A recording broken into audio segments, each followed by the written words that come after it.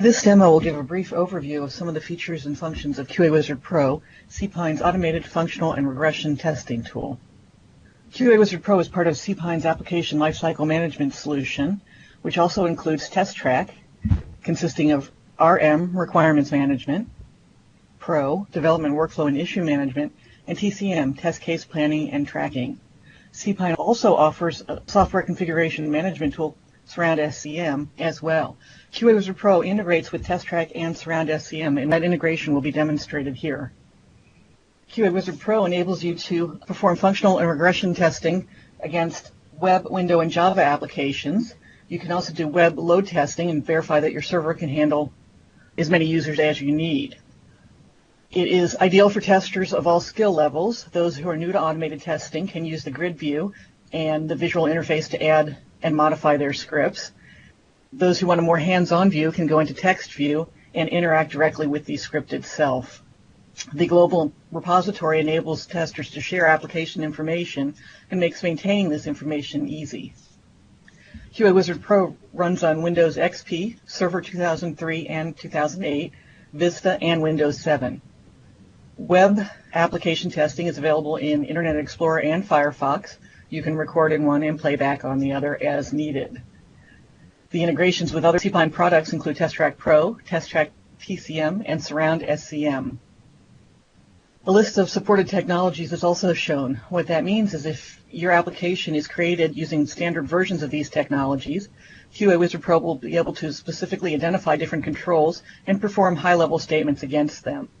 If the controls have been modified or are not in the supported list, QA Wizard Pro will most likely identify them as generic controls. You can still interact with them, however, you will need to use low-level statements. QA Wizard Pro organizes scripts in areas called workspaces. The sample workspace is distributed with QA Wizard Pro and will be located under My Documents, QA Wizard Pro sample workspace on your machine where you have QA Wizard Pro installed. The sample workspace contains several scripts that work against sample applications and can be run to see how various functions are performed. Scripts are identified by the script icon. The additional green check mark you see is the source control icon, indicating that these scripts are in version control and gives some additional functionality. You can get the latest copy of your script, check in any changes that you've made, and so forth. The application repository can be either local or global. Local is specific to the machine that QA Wizard Pro is installed on. Global enables multiple testers to connect to it and share that information, and is recommended if you have more than one machine running QA Wizard Pro or have more than one tester using QA Wizard Pro. Application information is stored in here and divided into various windows based on predetermined search criteria. Controls are organized under that and are located using search criteria for each individual control. To record a new script, the quickest and easiest way is to click on the Record New Script button. If you've not added your application before, you click on the New button and add it then. You can then select your application name from the list.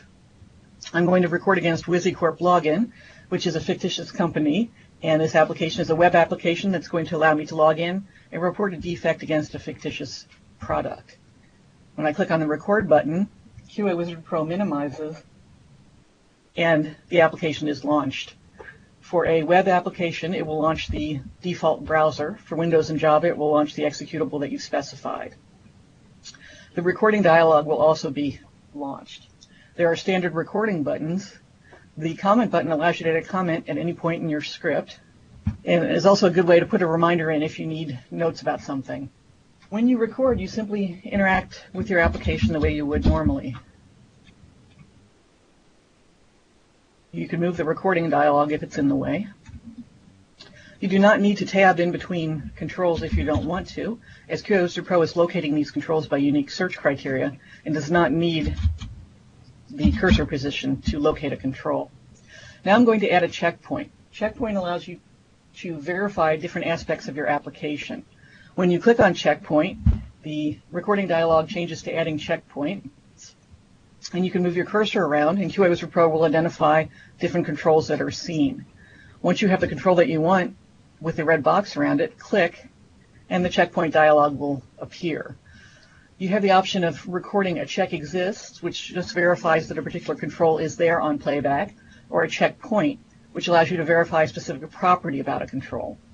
Other types of checkpoints are available to be added once your script is created. You can also add these checkpoints to your script once it's created. Each control will have a variety of properties based on the control type. You can select the property that you want to verify, and the expected value will be filled in here. If you need to modify the expected value, you can do so. Since I can't change my application, I'm going to modify this and have my checkpoint fail. On playback, the expected value will be compared against the actual value in the application. If they match, the checkpoint will pass and execution will continue to the next step. If they fail, you need to specify a failure behavior. You can choose to either generate an error and stop the script for a more severe error, or if you just want to have a notification about it, you can select Generate Warning and continue playback. Another checkpoint will be added to the script. I can continue adding checkpoints, or I can come back and click on checkpoint again to go back to interacting with my application. I'm going to submit this, and all this does is echo back the information I've entered and generate a ticket number, which is always a W followed by 5 random numbers. I'm going to close my browser and stop recording. In the recording, a repository changes dialog box will appear. This will show me what changes are being made to the application. QA Wizard Pro is taking snapshots of the application each time you interact with it, and will show you those windows that it captured along with the controls organized underneath them. You can choose what controls get into the repository by selecting these options down here as needed. Click on Save to create your script.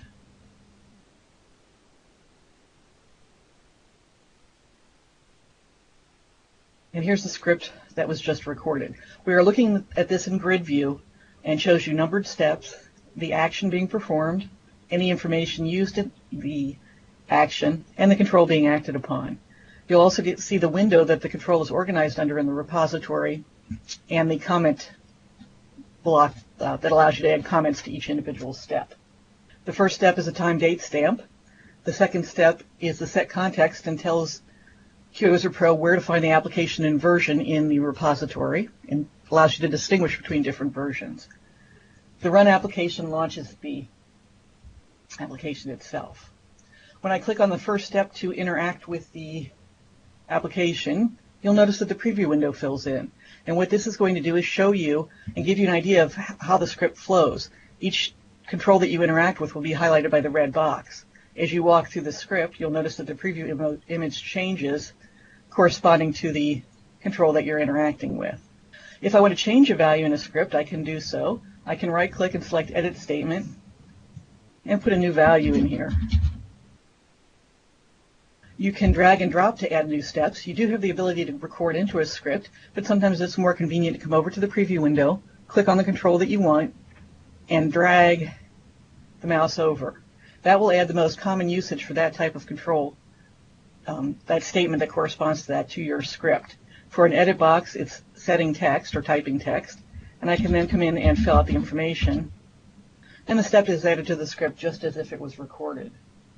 You can also right-click on a script step and select Add Statement. That will bring up the entire list of statements that are available. There are a lot of them, and they are divided into categories.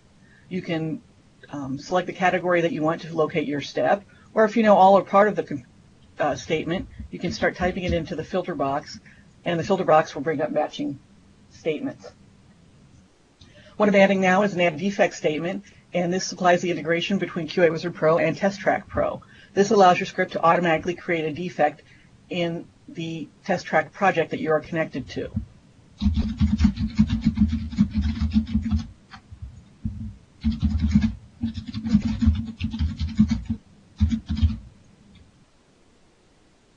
And that step has been added.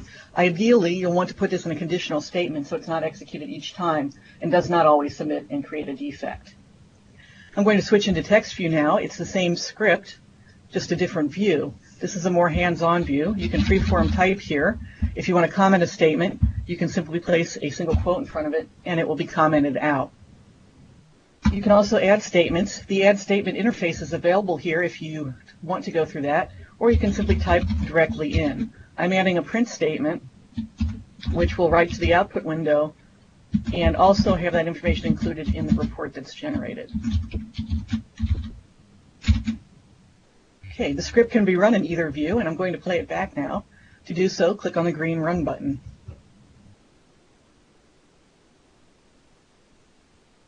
And it's simply echoing back the information that I entered before, including the new statement and the changes that I made. If your script fails for any reason or contains information or warning messages, they will appear down in the error box, the error tab beneath the script. The error box will list the description, the script name, and the line number that the error occurred on. In this particular case, the checkpoint that we recorded earlier failed because my expected value of X fill out all fields did not match the actual value of fill out all fields. So it flagged it and stopped my script. I can tell that the script stopped because I never got to the point where it was submitted. And you can see that the browser is still open. Each time you play back a script, you have the option of generating a report, which will be contained in the workspace under the Reports tab. The report will be organized under the script name, and if you double-click on that, it will open and show you the current report. Reports will contain information about the start and end time, the total number of warnings and failures, as well as information in the output window. That print statement I recorded, or added it actually after I recorded the script, now appears in the output window as well as in the report, giving me information about my script. Any information that's in the error tab will be echoed in the report, along with the line from the script that was affected. Additionally, anytime your script fails, you'll get a screen capture, allowing you to see the state of your application at the time of failure.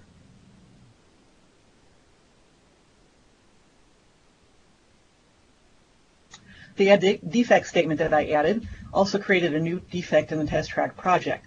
If you are connected to a test track project in QA Wizard Pro, you can come into View Defects and see a list of your defects, including the new one indicated by this icon here. If we open it, we'll see that it was created from QA Wizard Pro.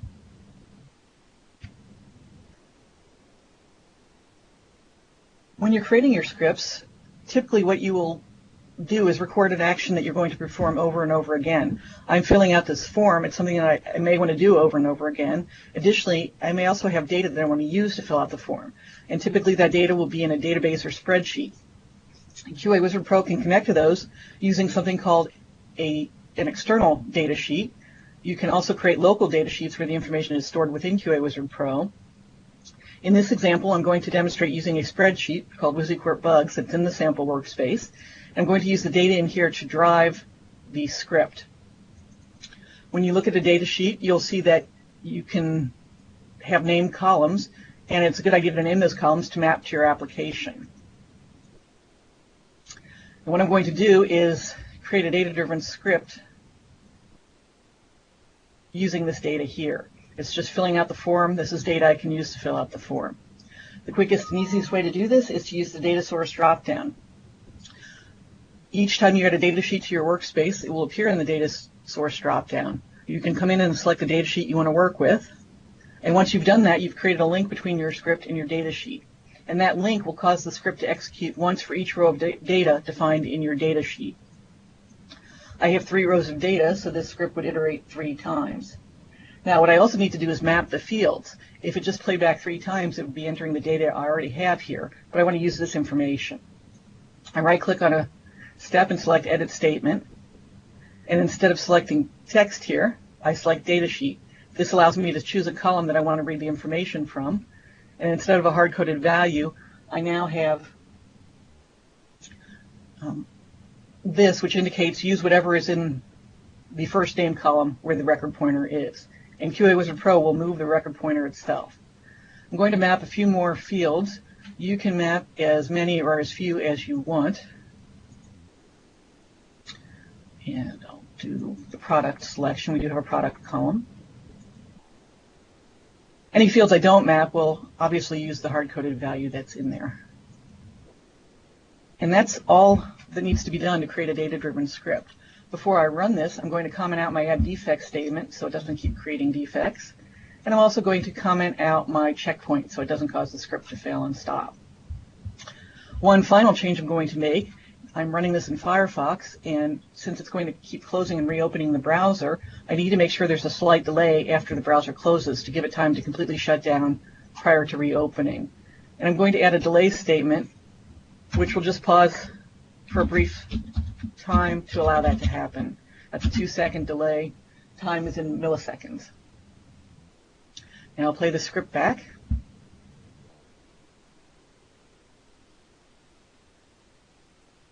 And you can see it's reading in from the first row of the data sheet. Now there appears to be an issue here with whether the field could be reproduced. So I'm going to stop the script and add that statement in. Obviously that did not get recorded.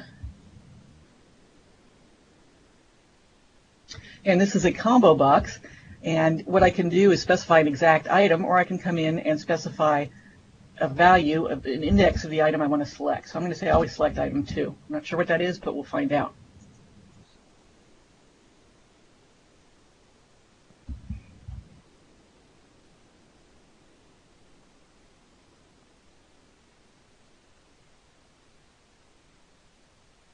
And there's our first ticket number. QA Wizard Pro has shut down the browser and is going to relaunch it and run the script again with the second row of data. So this is a great way to create a data-driven script. If you do not want to loop through the entire script, it is going from top to bottom, and you only want to go through a portion of your script, you can use record set access commands in conjunction with looping controls to just loop through the steps that you want. Additionally, you can only connect to one data sheet at a time through the data source dropdown. If you want to connect to multiple, you can use record set access commands again. Those allow you to connect to as many data sources as you need. And if you look in the sample workspace, there are examples for both web and Windows applications for data-driven and record set access. Once you've got your script created the way you want it, you may wish to run it unattended. You can do so by creating a QA Wizard Pro batch script file. If you come up to batch, new batch, you'll be prompted to save your scripts, and you can then come in and add the scripts you want to use. You can choose to add a single script or multiple scripts, and if you have multiple scripts, you can choose the order in which they are executed. When you create your batch script file, it will be given an extension of QAWBATCH and can be run independently from the command line, similar to a DOS batch file. You can also run it at a scheduled time using the Windows Task Scheduler. If you have TestTrack TCM, which is cPine's test case management tool, you can actually attach this batch script file to a test case and use the TCM manager to launch and track results. I can come up to View Test Cases and actually do the attaching here. I need to run the script outside of QA Wizard Pro, though.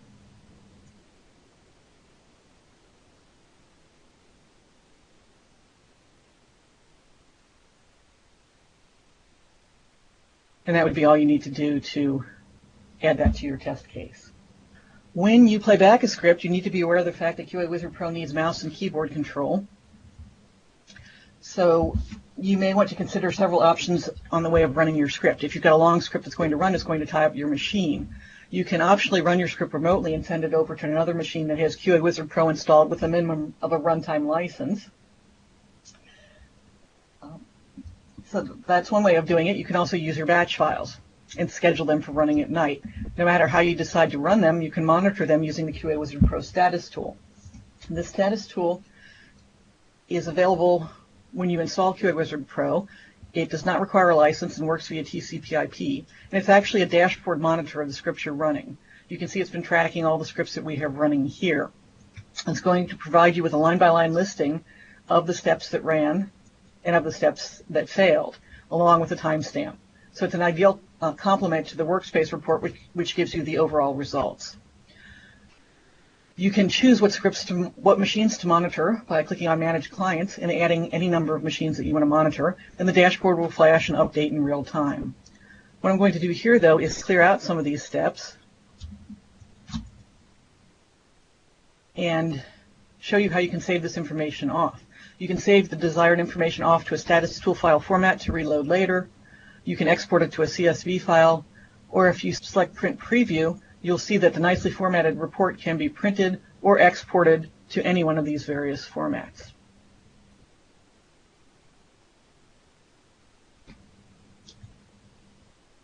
The status tool will also give you an indication by its color of the results of the scripts in your listing here. If it's green, it means all of them have passed. If it's red, it means they've all failed. If it's yellow, it means you have a mixture. That ends this brief overview of QA Wizard Pro's features and functions. I'm going to come back up and put up one more slide. We do offer full support during the evaluation period. If you have any questions during that time, please do not hesitate to contact us. Sales can be reached here, support here. If you've not downloaded yet, you can do so. It is a fully functional version of the software. You can do as much work as you want. If you decide to purchase, you won't lose any of that work you've done. You can simply paste in the full license and pick up where you left off.